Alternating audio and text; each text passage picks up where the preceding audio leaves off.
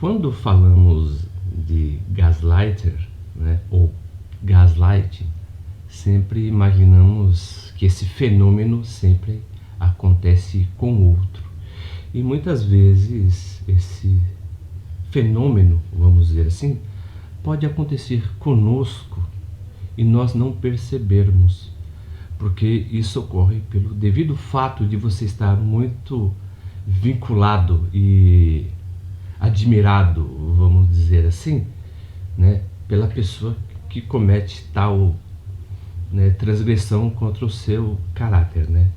O interessante é que isso sempre acontece, na verdade, nos meios onde tem muitas pessoas, né, ou nos lugares em que você frequenta com muita frequência, né, vai com muita frequência, ou então até dentro do próprio lar. É aquele namorado que é super controlador, mas porém ele é galanteador, né, e charmoso. É o colega de trabalho que leva o crédito por tudo aquilo que você faz, sabe?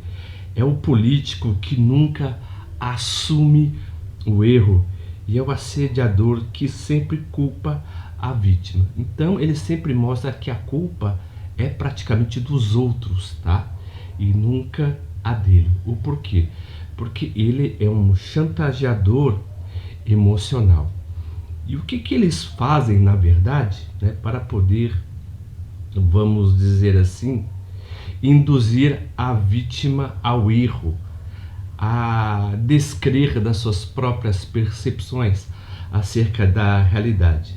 Interessante que eles trabalham com 4 conceitos, na verdade, né?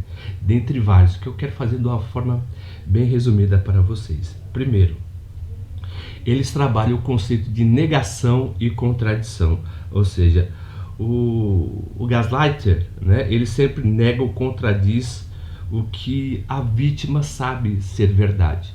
Né? Por exemplo, ele faz a pessoa duvidar acerca das suas próprias sensações e percepções daquilo que está ao seu redor. Tá? Então, dentro desse espectro, na verdade, ele faz a pessoa sentir uma espécie de alienação. Ela se sente alienada de si mesma. O segundo aspecto seria a desqualificação dos sentimentos, né? Então, o gaslighter, ele despreza, tá, os sentimentos da pessoa, porque para ele, o sentimento da pessoa não vale nada. O que importa é o que ele diz sobre ela. Então ele começa a colocar ela numa espécie de confusão mental, né, do qual que vai separando ela dos seus amigos e dos seus familiares. E ele também, né, que é o terceiro tópico, ele faz a manipulação da realidade. Ou seja, o gaslighter, ele altera eventos do passado, distorcendo a realidade para confundir a vítima. E também o isolamento, né? Então ele vai isolando a pessoa, da qual que essa pessoa vai se tornando muito mais dependente dele. E quais são os efeitos psicológicos, né, na verdade, dessa manipulação? A pessoa, por exemplo, tem constantes surtos, né, de dúvidas e de confusão, porque ela já não sabe mais distinguir aquilo que é real e aquilo que não é real. A segunda característica também, ela começa a ter uma baixa estima muito alta, tá? Ela começa a se desvalorizar, porque já que todos os sentimentos dela são contraditórios e ela não sabe aquilo que percebe, então, na verdade, a sua percepção da realidade vai se tornando muito mais baixa, né? E com isso ela começa a ter apenas situações de autodesprezo e até mesmo começa a se mutilar, né? Então ela começa a ter ansiedade e depressão, né? E também dependência emocional, porque ele vai, na verdade, isolando essa pessoa dos seus familiares. Mas assim, como identificar se você é a vítima? Perceba se você tem culpa excessiva. O que seria essa culpa excessiva? Você não achar que tudo que acontece depende do seu livre arbítrio. Ou seja, tudo que acontece de errado, a pessoa muitas vezes ela começa a procurar, vamos dizer assim, agulha no palheiro. Onde é que foi que eu errei? O que eu fiz de errado? Sabe? Então você tem esse sentimento de autoculpa, é um dos sintomas. O outro é conformidade forçada, ou seja, se você cede a todos os fatos que o narcisista te oferece, sabe? Que somente ele fala a verdade e que você está totalmente equivocado. Sentimento de loucura, né?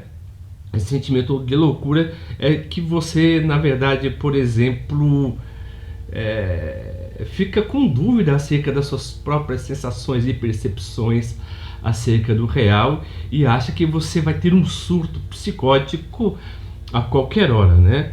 E verificação constante, sabe? Você ficar com mania. Será que isso é verdade? Será que não é verdade? Será que ele disse é verdade? Será que o que eu sinto é verdade? E agora? Então a pessoa fica totalmente confusa. Então, quais são as estratégias que você pode fazer para lidar? Você tem que confiar na sua própria sensação e percepção, né? E, por exemplo, fazer boas escolhas, né? Por exemplo, daquilo que você crê e daquilo que faz bem, na verdade, para você. Então você tem que buscar, na verdade, uma rede de apoio, visto que você não consegue vencer essa luta sozinho. É sempre bom você entrar em contato com pessoas que teve histórias similares à sua, para que você tenha uma grande rede de apoio. Então você anote tudo, por mais que possa parecer paranoico, tudo que você vê, tudo que acontece ao seu redor, anote tudo, porque assim você estará, na verdade, acostumando o seu cérebro a olhar aquilo que é totalmente factual com aquilo que você escreveu, para que você tenha sempre consciência de tudo que acontece e que você não seja manipulado, né, pela percepção, vamos dizer assim, do seu abusador. E afirme a sua realidade, né? Por exemplo, você acreditar em si mesma, nas suas convicções, naquilo que você luta para conquistar, nas amizades, tá? Que é muito importante para a pessoa. Então, você tem que trabalhar, na verdade, a sua auto-recuperação, a sua afirmação de identidade.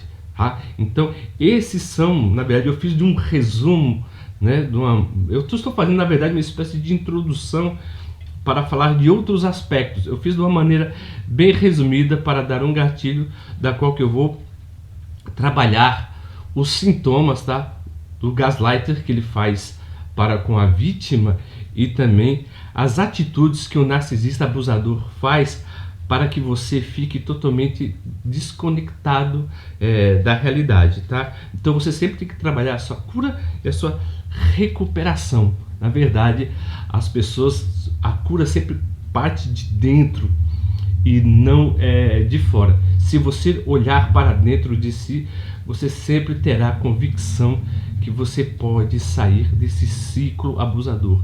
Não olhe para os sentimentos que o narcisista coloca sobre você, porque esse é o sentimento praticamente dele, para que vocês apenas se tornem mais uma de suas vítimas.